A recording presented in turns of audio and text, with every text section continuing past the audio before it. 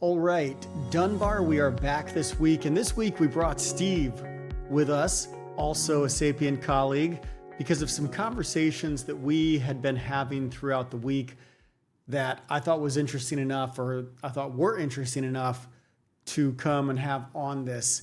And the way that we're going to start is you yourself, you run engineering organizations. So just to give people a little bit of background, engineer by trade. The conversation that we had, which I thought was interesting only because it plays into my biases, is that with all of the AI conversations around and what jobs are going to be taken in the future and what will be valuable, you posited that creative work or the ability to be creative on a project or have a creative vision was going to be more influential and more important in the coming years.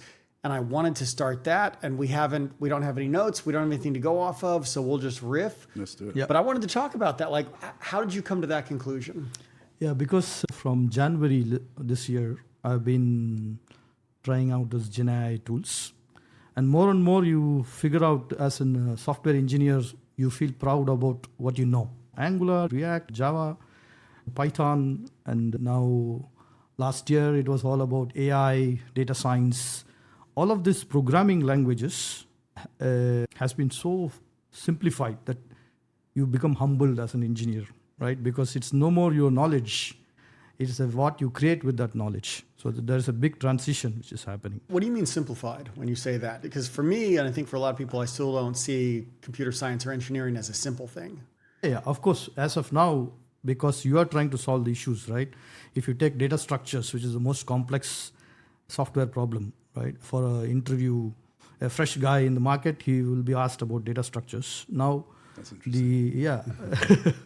So the way you solve these data structures, you loop through them, you solve a problem, and now becomes extremely simple because the agents are doing it for you, right? Whether you are going to use a linked list versus an array list versus a vector, now is decided by a machine, right? Whereas previously, it depends upon your ability to dissect the problem in your mind as a programmer and choose the right solution.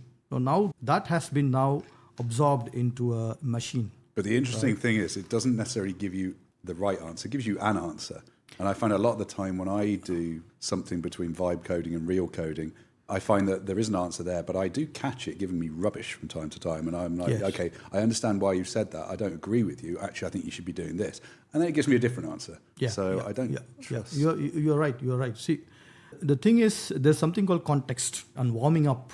It's just like a kid growing in a college or in a school. You go from one class to another class and another class, and you gain in maturity. The models that is there in the market is exactly like that.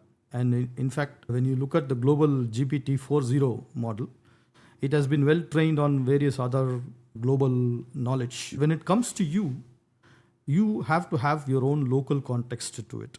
And the reason why it hallucinates, it's because it is not able to find anything in its context. Therefore, it goes and starts to assume things. But the key thing is these models can be governed, disciplined, if you will. In fact, the other day I was talking to one of my colleagues and he was saying these models are not deterministic. One fine response is different from the other response. That's the entire point. It's probabilistic. It's just a statistics engine, basically. At least from my understanding. Correct me if I'm wrong. No, it is probabilistic to some extent in the sense that it is ranking the answers. Yeah. It is ranking the answers.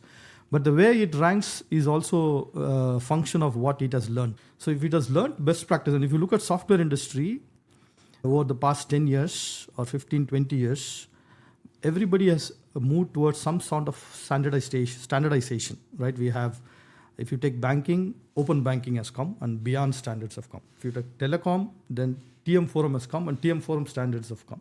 So everybody has moved towards standardization, which means there is no much scope of divergence, right? The more and more there is standardization, it is more and more close to being taken over by a machine because there is no creativity, there's no choice. So I would say that's the same in terms of what we've been talking about over the past weeks, where you have mobile, desktop, tablet, all of these have common standards. Yep. And AI or AI tools can get you 80 or 90% of the way there, and it's good enough.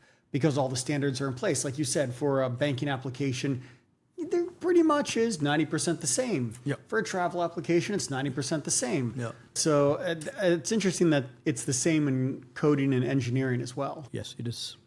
So that's the reason why you are getting different answers, because and there is a lot of expectation from our side, from humans as well, that it has to produce the right answer rather than it being an assistant to you. It is an assistant. It doesn't guarantee the right answers as of now, right? But if you narrow down the scope, like for example, you would have seen a video of a humanoid or a robot, right? They put a basket in front of the robot in a kitchen, and it has all kinds of stuff, right? Vegetables, utensils, grocery items, and it is capable of, that's a very narrow scope. It sees all the items. It does not bother about anything else. It knows that this is a fruit. It needs to go into the fridge. It knows that this is a grocery. It needs to go into the cupboard, right? And it does an excellent job. And it is deterministic. There is no creativity there. Sure. So that kind of problems where the scope is narrow, Gen AI will play an amazing role because it is close to deterministic, right? But when you open it up and say, talk to creative, help me create X, Y, Z, then it uses its creative knowledge. That is where it goes. It's an assistant. It cannot replace us. No, that's my opinion. So it's interesting that it's a continuum in terms of the more narrow the items it's looking at, then it can be more deterministic, yeah. And be more correct. And the more options it has, the more that it becomes an assistant. And that takes me back to something else that we talked about, which is right now, as people use AI tools, they search for something and then they treat the answer as if it is fact. Yeah. And that is something we have to unlearn. Yes. And we talked about it this week that perhaps the most difficult part is not retraining people, but it's unlearning things that we are assuming or believing now. Yeah, I think that's fair. And I think that's quite a common thing outside of AI across internet and data sharing generally. We've gone through the last 20, 30 years of having access to more information, more data than was ever humanly possible before, which has opened up lots of doors. But we have to be aware that a lot of the information that our fellow humans speak is quite often rubbish. And unfortunately, my concern is that we're using that rubbish along with the good stuff to train our large language models and the things that we're using to then make bigger decisions off the back of. So I think you're absolutely right that if people trust blindly an AI, trust blindly an LLM in terms of defining their strategy or building their code base or driving their human-oriented user journey design around things, there's real danger in there that one small misstep at the early stages could throw you wildly off if you don't catch it. So before we go down that rabbit hole, I want to come something for both of you. Going back to that artistic side or the creative side, one of the things that I always thought about with code is there is an artistic and creative side to it. Right? We talk about how you write code and how you can write code more eloquently, how instead of writing hundreds of lines, you can do that in 20 lines. Yeah. So there is, I don't know if you want to say art or some sort of, if you want to use the word beauty to it, but I'm curious how you see that, because we're talking about, the code side can be automated. All right, so agents can take that away. But I wonder, is that dismissing the actual creativity that can go into computer science or engineering? Yeah, good question. See, if you look at the software code, the beauty comes in the architecture, and the architecture can be tested only over a period of time. We used to call it as non-functionals, which means it's not a functionality, it's a non-functionals. Of course, non-functionals can be defined as concurrency, throughput, etc. But it is also creative, right? It is also because at the end of the day, your software needs to increase customer engagement. Whoever is using the software needs to be happy with it. And that is a function of several quarters and years after the software is deployed. You know that whether the customers are happy or not. And we also know the customers are moving towards hyper-personalization, which means it's not a static software.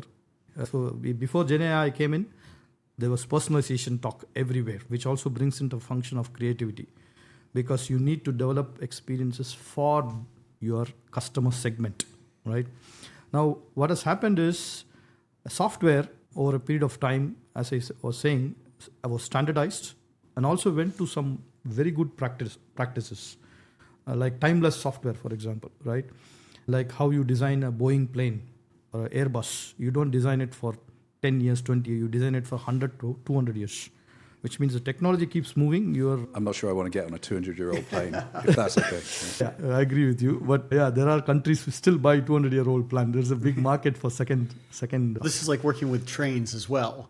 Trains right? You also, design a train and it is delivered 10 years later, which is crazy. But sorry, please continue. Timeless.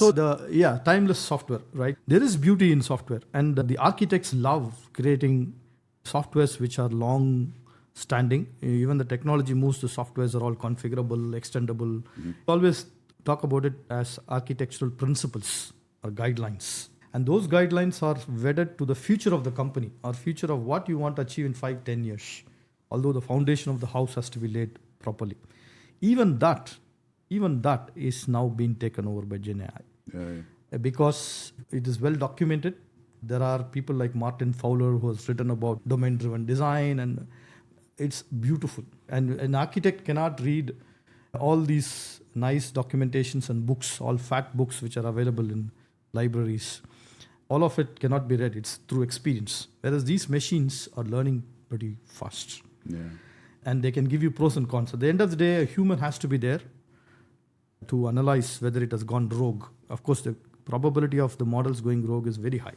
Yeah. So there has to be a human in the loop. As of now, probably in future, they'll become very intelligent. Did I answer your question? Or? Yeah, I have more, but go for it. I'll give you an easy model that I used to understand things. If you think about, I liked your metaphor of building a house, because when you build a house, you have to put foundations in place, but you also think about the functionality of a house, maybe in rooms. So you say, my house, I want 6 rooms on the ground floor. Yeah. And you think of, I might want a kitchen, I want a lounge, and I want a hallway, I want a bathroom, whatever they are. And you think about them in separate units. And there's a temptation, if you're not careful, to use AI when you're generating code, to think of those as separate modules that you're putting together to form the ground floor of your house.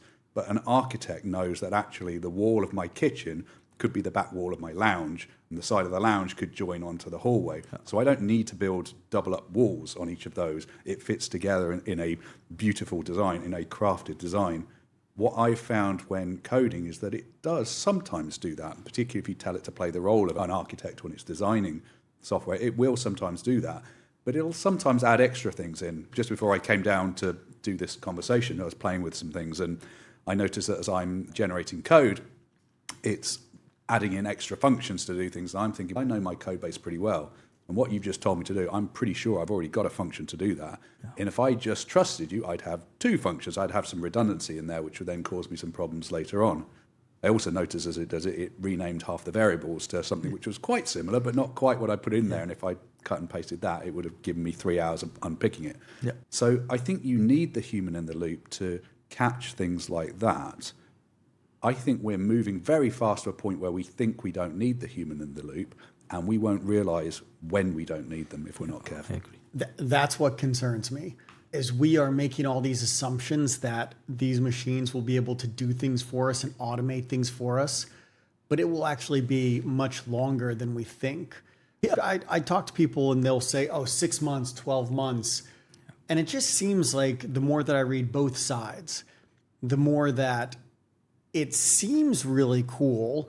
It makes a lot of great LinkedIn demos, but it doesn't really do the job. So that's the first thing that I would say is I agree. Not just in code either. If you look at copywriting, it's another good example. It will write stuff that looks quite good on the surface. You go, yeah, it's generated me a 1,000-word article. I can make a whole book out of this. And you read it and go, it's not really that engaging.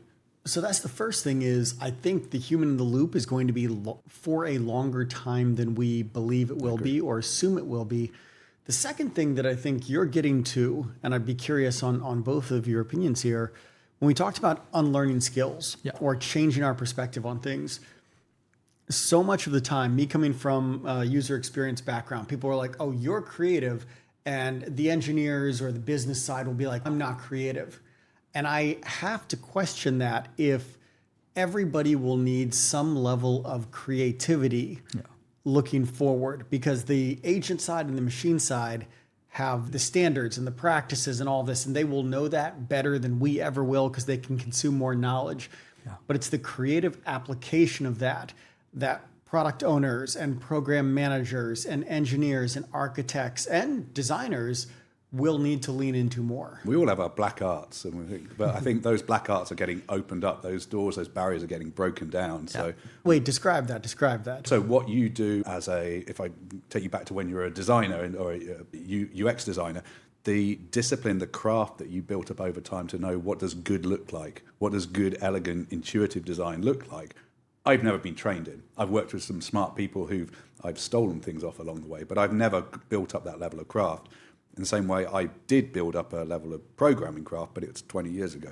I draw from that now, but that craft has evolved a lot, and I'm very conscious of the gap between what was out there in 2005 and what's out there in 2025. I'm sure you've gone on a similar journey as well, but you've stayed with it. So, see, in my view, we need to challenge ourselves, right? Because when you talk about unlearning, that starts with us, right? So, for example, it if starts with our ability to admit Yes. that we need to unlearn. Yes, we have to unlearn, right? Because especially from software engineering, if you look at GitHub, for example, there may be about 100 to 100 million developers in this world, right? And maybe 20, 30 million will be very active, whatever. And now that is software engineering. Now, what we are talking about is software creation, right? Now, software creation, in my view, can be 2 billion, 10x. Now, there is new people who will not even know what is a product manager, who will not know what is a software requirement document, who will not know what is a Figma, who will not know what is code coverage. I got ChatGPT. Why didn't you need any of these things? And they are going to produce beautiful software. Yeah. That is going to be the new scheme of things. I love the fact you said that, because it's so true. now that is an unlearning, especially for this 100 to 200 million software engineers who are used to thinking that software has to be created in a certain way and a fashion, are going to be challenged, because there are going to be, maybe very soon, people from like teachers and security personnel, people from different walks of life creating beautiful software. Well, I think one of the things you're getting to, maybe it is less, because you were saying that, you didn't learn the skills to judge what is good or what's good enough or what is that mean. What I'm wondering, is it about those skills, or is it about the ability to ask the right questions to figure out what's good and what's not? Because the more and more that we use these tools, as you were saying, I can develop beautiful software, or I can create interfaces, and these can extend far beyond the devices that I have now. Yeah. Is it critical that I know all of these things to such a level of detail, or is it critical that I can ask the right questions to figure out what do I need to create, who am I creating it for, and then how do I create something beautiful out of that? So I'm forming my view on this, and I wouldn't say I'm solid yet. Same. But I think I'm coming to the idea that our craft is built upon foundations of very deep domain knowledge, or at least it was. And between those domain knowledges, or even sub-domain knowledges, we've got pillars of craft that allow us to join up the cross-domain knowledge. I think those deep foundations of domain knowledge are becoming less relevant, because we can get them, we can outsource them, if you like, to AI. But what we need are those pillars that join them up, and that ability to move between them and see what does good look like. The challenge is, can you form those pillars without the deep domain knowledge? And that's what I'm not sure about. Does the domain knowledge actually cause you problems? Because you keep going back to what does good look like. Is even asking that a problematic situation, because it sets us back into what is the status quo? Machines, agents, whatever you want to say, AI can take all the standards and they can know them better than you can. They can take all the current patterns and know it better than you. But if you don't have a preconception of what good is, you might be able to create something better that's new. Yeah, and it's knowing where to challenge. So tell me your opinion on this, but the example I've got at the moment is I'm writing thousands of lines of Python code. I don't know Python syntax. I can read it because it's just another coding language. But if you ask me to write without connection to anything, I would struggle to write. I probably would struggle to write from scratch. Now, I know how products are put together from a technical perspective, up to a point. I'm not an expert like you, but I can get good enough with that. So I would say the domain knowledge there is the syntax language, the syntax of the Python language. The pillars of being able to build something are knowing what database architecture looks like, knowing what code structure looks like, knowing how to put together applications in a way that is reasonably efficient. Could I show my code to you and not have you rip it apart? Probably not. Yeah. But I plan to have, as one of the end stages of what I'm working on at the moment, is have an AI go through this and look to help me optimize it. And I've been doing that as I go. So does the deep domain knowledge matter? I would say not really, but understanding how to learn very quickly, that ability to learn, learning how to learn is really important. That ability to think laterally across domains is now much more valuable than that 20 years of specific domain craft, I think. But tell me what you think, because you might not agree. Yeah, I can feel you, right? Because we have been experienced, like the synonym is headmaster and a student. Yeah. We are the headmasters in this season, and we know the students are out there, and some of them are smart, some of them are dumb. I don't ever want to be a headmaster, though. I want to be a student forever. I think that's the challenge. If you think you're a headmaster, you're dead. You're already dead. Yeah. So now if you look at those models, of course, you can see the weaknesses in them. You can see, because you're a headmaster, because you're experienced, you know the nitty-gritties, you sense the problem from the models, right? A student cannot sense the weakness of another student. The headmaster can, right? But eventually the student grows up, right? It grows up and it goes beyond the headmaster, right? At some point in time, the student shines so much and learns its own path, right? Yeah. Nobody becomes like his teacher. And the model develops a character by its own if you save these memories and conversations. Currently, in ChatGPT and other tools that we have, we don't save our memories. No. It's still, our memories are all maybe about 1,000 conversations you can save. Yeah. They are not correlated with each other. They don't learn from each other and so on. It's very rudimentary as of now, but it's going to change. It's going to change. So my answer to you is yes, we need to know the mechanics behind how it is working, because we can easily criticize it, especially when there's something wrong. But it is going to challenge human creativity, because it is going to cancel all the intelligence that we have. Slowly. Let me pick on that, and I'd like to ask both of you this actually. What we're working with now in large language models and various other things that fall under the umbrella of AI, machine learning, whatever else, it's not intelligence. However you cut it, it's not intelligence, because there's no understanding, there's no semantic understanding of what it's doing. So my question to you is, we call it artificial intelligence because it sounds good and people like the hype around it, but does it really matter? This big chasing we've got after artificial general intelligence, is it a red herring? Do you think actually having these functional statistic prediction engines, which do a really good job, and they seem intelligent, actually they do a pretty good job if you guide them a bit. They're excellent at doing what they do. Why do we need intelligence in this? Is it actually important, or should we keep the intelligence with humans? No, the intelligence, that's a very difficult question to answer. Good. Right? Philosophical question. Philosophical question, yes. The intelligence is being coded into this neural networks and algorithms. And you see the DeepMind, Google DeepMind, when it developed the first chess algorithm. I don't have the name of it. But that's not intelligence. That's just rote memory. Let me push back on that. Is the definition you are using for intelligence too narrow? Maybe. Right? Are there more versions of intelligence than the one that we have defined based on what we are? That's my challenge back to you. And sorry, please continue. No, I was shocked when the algorithm won against the best chess players in the world. Was it Kasparov they played? Yeah, I don't remember his name, but that documentary is amazing to watch. Yeah, it's good. And the level of pressure and tension a human being feels in competing with an algorithm was very real. No, the guy really was very upset, because it's a machine at the end of the day. If that can happen, that's why it's called DeepMind, right? Then it's coming for us, for the human intelligence. But humans, that's why I'm saying the humans will now be challenged to go inner as a spiritual being, right? To see, hey, we are more than just our brains and decision-making powers, right? We are creative. What is there in humans is the power of creation. Even though you see all this VO and DALL-E, Builder, Cursor, all this. Yeah. You can today spot an AI image and say it's an AI image, because contrast is very heavy. Yeah. It's all over. I am seeing things on TikTok now that are getting closer where I'm like, I can tell, but I bet you if I showed it to my mom, she couldn't. And that's it, because she wouldn't be as adjusted to it. Do you know what I found this week was that at a point where I might have gone to a designer to make icons for a deck, it's quicker for me just to go to ChatGPT and say, generate me an image around this, and then I fiddle with it a bit. I agree with that.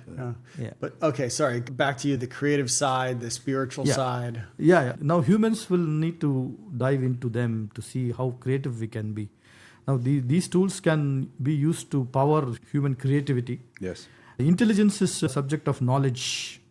If you have more knowledge, you're very intelligent. And how you use intelligence can be defined as creativity, right? This is just I really want to argue with you, but I want to hear your view first. I don't have a view yet. Wait, say that again. That was a really nice description. Yeah, this is again going back and trying to analyze things like a software engineer, right? So if all your knowledge is cost of gaining knowledge is almost zero now, Yes. and then you become intelligent because you have a lot of knowledge, therefore you are intelligent than the other person because you know that he doesn't know and I know, right? That's But now I challenge your definition of intelligence as being narrow, because then you're saying knowledge equals intelligence, and I don't agree with that. maybe. Wisdom. But then you were saying creativity is the application Of that. right? That I like. So intelligence is the depth of knowledge that you have. However, now that's getting completely eroded because AI will be able to, in theory, be more intelligent or at least have a larger depth of knowledge than humans can ever have and can recall that.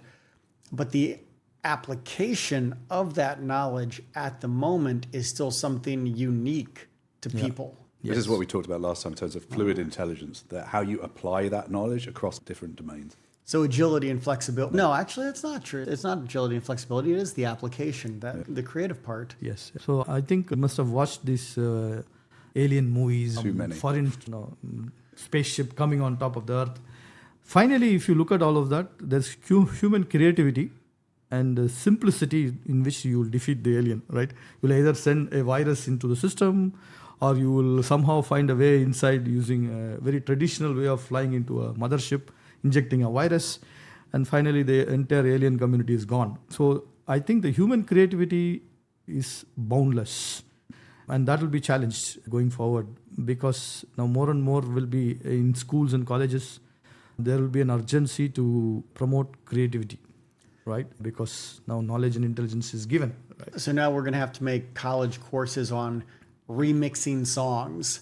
That's that's what you're saying, right? The intelligence is the core seed of the song, but the creativity is the ability to remix it 100 different ways and make something unique. Although I can have AI do that for me, but I agree there is something about the application of it that is unique, and I can't put my finger on it. I think it's lateral thinking. So that creativity for me is the ability to think across domains, ability to make connections that I make connections that you wouldn't, and vice versa. You come up with things that I wouldn't make those connections because of the history of how we got to sitting in these chairs now, all the paths we've gone through, the decisions we've made. Our own context provides the foundation for the application, for the creativity of knowledge. Yes. There's got to be a good definition in there somewhere. I got to go back and write that down. Yeah, if you go backwards in time with all these tools that we have, and you go backwards to see whether the AI can create a wheel, the first wheel that was created for motion,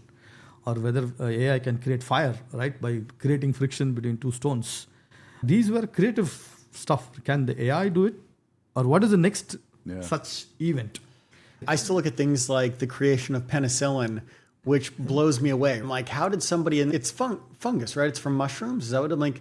How did you? Bread, I think. How did you get that? Yeah. How did you like? And I remember some old story, and I don't know if this is true or not, but it was something like in the medieval ages, people thought mice came from haystacks. They didn't realize mice reproduced like humans because people would always see mice with haystacks.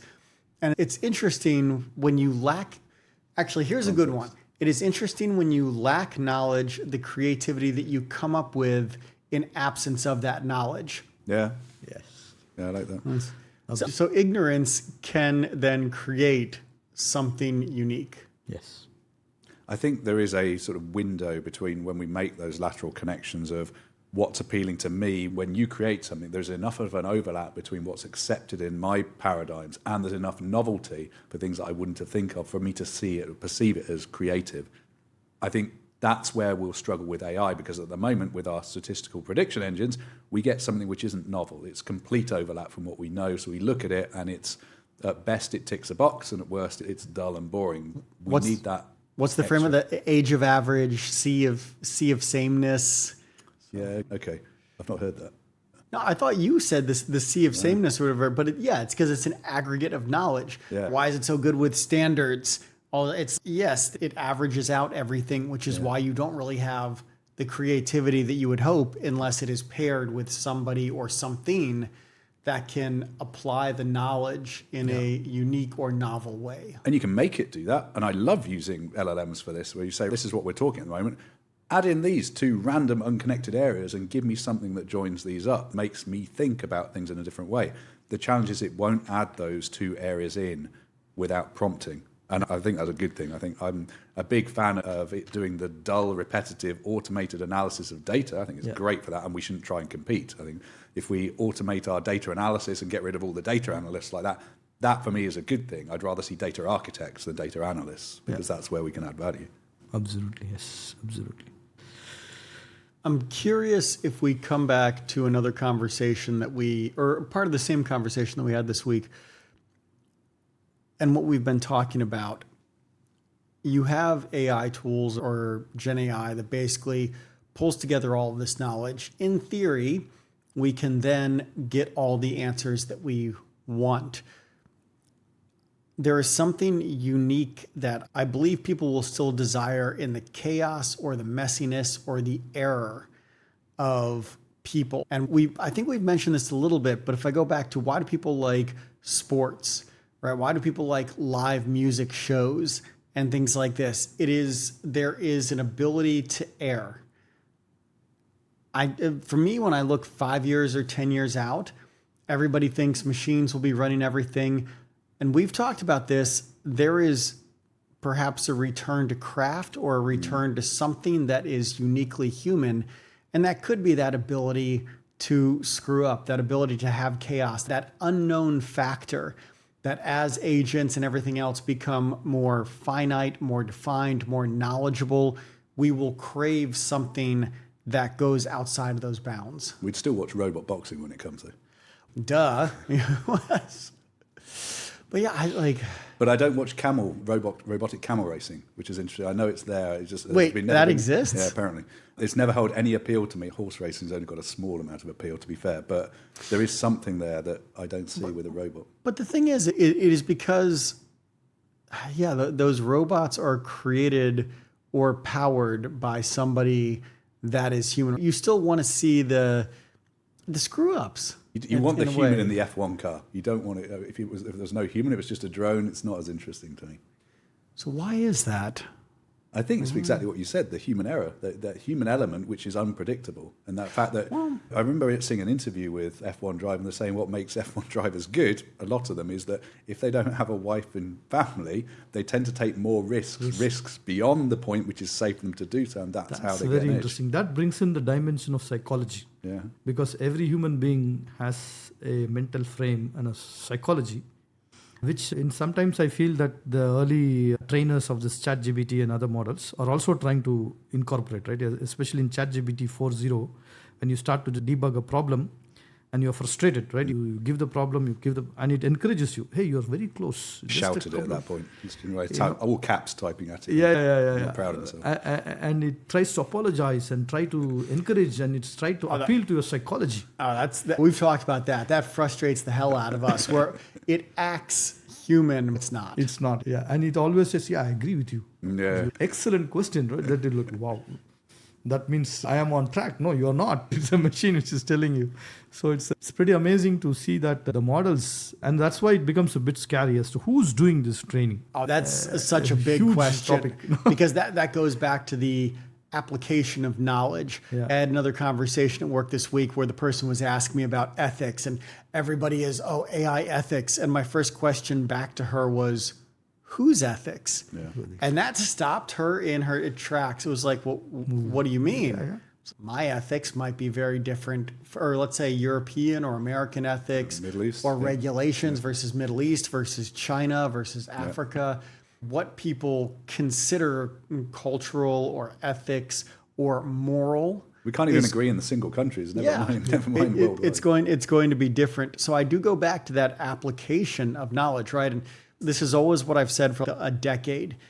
People always say, "What's the truth?" I'm like, truth doesn't exist. Truth is fact plus like context, or fact plus cultural lens. Yes. Because like truth will be different between different people. That seems to me the thing that I don't hear people wrestle with enough.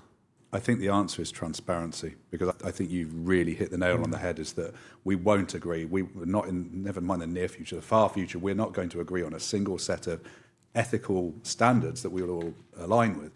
However, I think there is a duty for those who are building automated applications to be transparent around the ethical framework that they're putting behind them. And I do think it's important for us to have tools which then can analyze and report on the ethical biases, the ethical decisions that are being made by automated tools, so we make an active personal or corporate decision about whether we engage with them or not.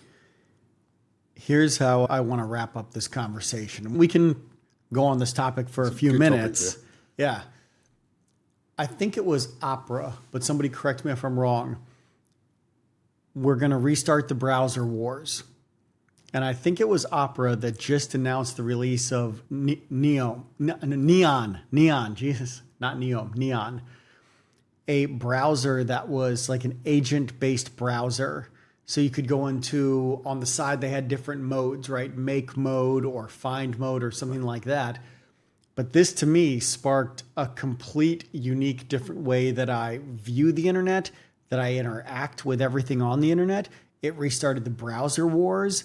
It shows me that there is completely new ways that I will interact with the world around me. That got me more excited than anything else I have seen, because it is such a different way of saying, how do we interact with the world? I'm curious, because that gets to the point that both of you brought up. If indeed browsers now are agent or AI based, that cultural lens or that creative lens that you put over something means everything. And it means my reality is different than your reality is different than your reality. Absolutely. So before, all browsers were a singular window that everybody knew into a website that was a singular window that everybody knows. That was fact. Yeah. With this new type of browser, there isn't fact anymore. Opinionated now.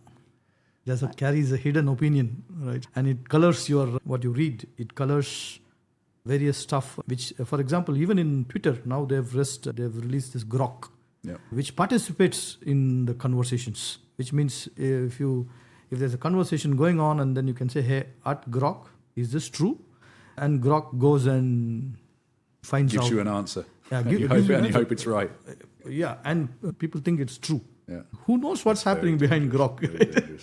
And that's the thing is, if you say something, how I perceive if it's true is how well I know you, who you are, the level of confidence at which you say it. Yeah.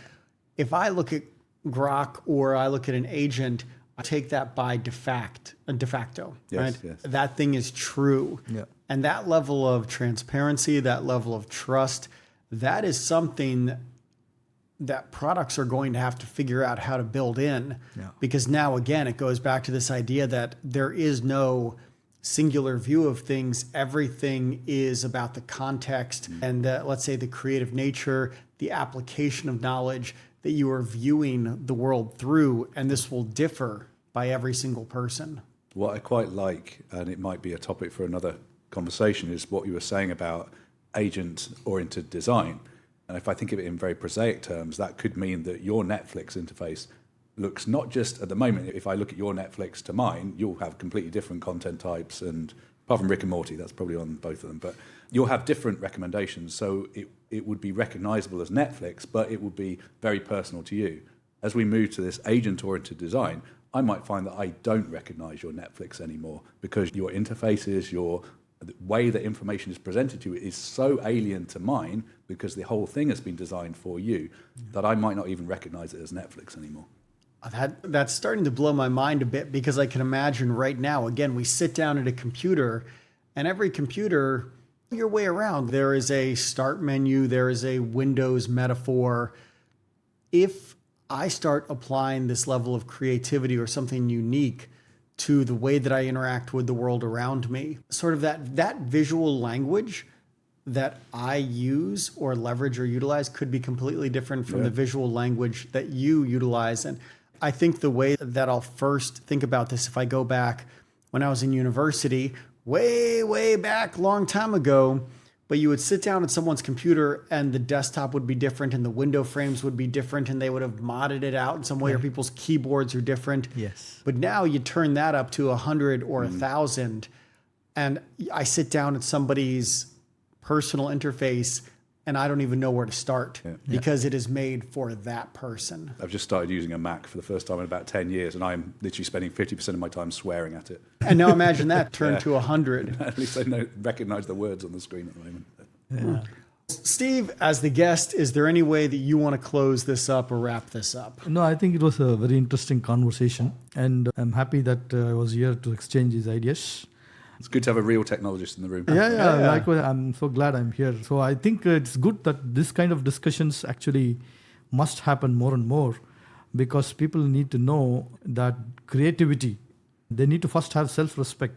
Yeah. Everybody who's having a fear of losing their jobs needs to understand that they have more than what the machines will take over. There's going to be a new world out there, and we will discover it together. The discussions actually help us to test that in a horizon. So thank you for having me. Very wise words. Thank you for joining.